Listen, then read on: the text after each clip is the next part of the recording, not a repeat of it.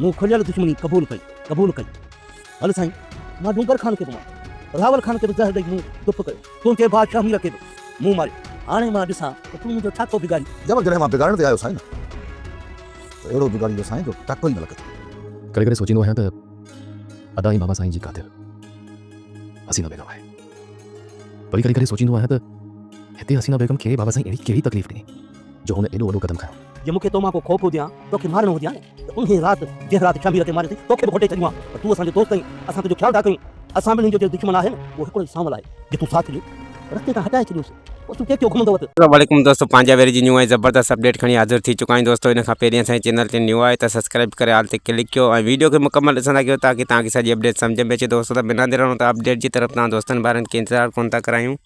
ही दोस्तों तव्हांखे ॿुधाईंदो आहे त नेक्स्ट एपिसोड में तव्हांखे ॾिसण लाइ मिलंदो त सांवल जेको आहे त जाबिर वटि हली वेंदो ऐं जाबिर खे इहो चवंदो त तूं जेको आहे त केॾियूं बि चालू हलाए जेको आहे त चाकर खाने खे त मुतमिन करे वए ऐं मूंखे बि कूड़ो चाकर खाने जे अॻियां करे वए पर मां तोखे बख़्श कोन कंदुसि। मां तोखे जेको आहे त कॾहिं बि जेको आहे त डूंगर खान जो खून रावल खान जो खून ऐं पंहिंजे भाउ जो खून तोखे बख़्श कोन कंदुसि। तंहिंते जाबिर हुनखे चवंदो त तूं जेको आहे त मूंसां कुझु बि बिगाड़े नथो सघीं जॾहिं चाकर खाने खे जब मां मुतमिन करे चुको आहियां बाक़ी तूं मुंहिंजे आॾो कहिड़ी माना थो रखीं। जे अगरि आम्हूं साम्हूं थी मुंहिंजे मैदान में लथे त पोइ जेको आहे त ही जाबिर ख़ान बि तोसां घटि कोन कंदो ऐं जाबिर ख़ान बि हर माना क़दम ते तोसां इहो विढ़ंदो ईंदो ऐं अॻिते हूंदो तोखां। ऐं सांवल हुनखे चवंदो जेकॾहिं इहा ॻाल्हि आहे त पोइ तुंहिंजो ऐं मुंहिंजो जेको आहे दंगल ज़रूरु थींदो ऐं तूं पंहिंजो पाण खे ॾिसूं त हाणे मूंखां केतिरो थो बचाईं चाकर खान खां त तूं पाण बचायो आहे पर मूंखां कोन बचाए सघंदे।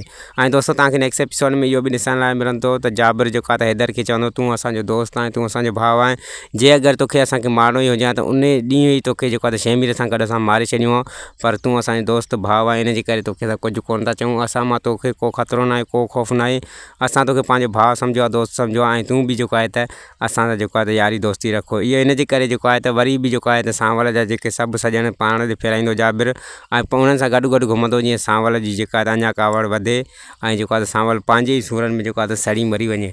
मतिलबु ॻाल्हि जो त सांवल खे दुश्मननि जेको आहे त चारे तरफ़ फासाए छॾियो आहे दोस्तों पर सांवल बि जेको आहे त साबित क़दम रहंदो ऐं हू कॾहिं बि पाण खे जेको आहे टेंशन न ॾींदो दोस्तों पर हू दुश्मननि ते भारी पवण वारो आहे दोस्तों ऐं हू कॾहिं बि जेको आहे त पंहिंजे दुश्मननि खे बख़्श कोन कंदो।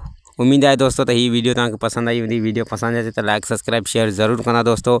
वरी मिलंदासीं तव्हां सां कंहिं न्यू वीडियो जी अपडेट सां गॾु। ख़ुदा हाफ़िज़ दोस्तों दुआनि में यादि।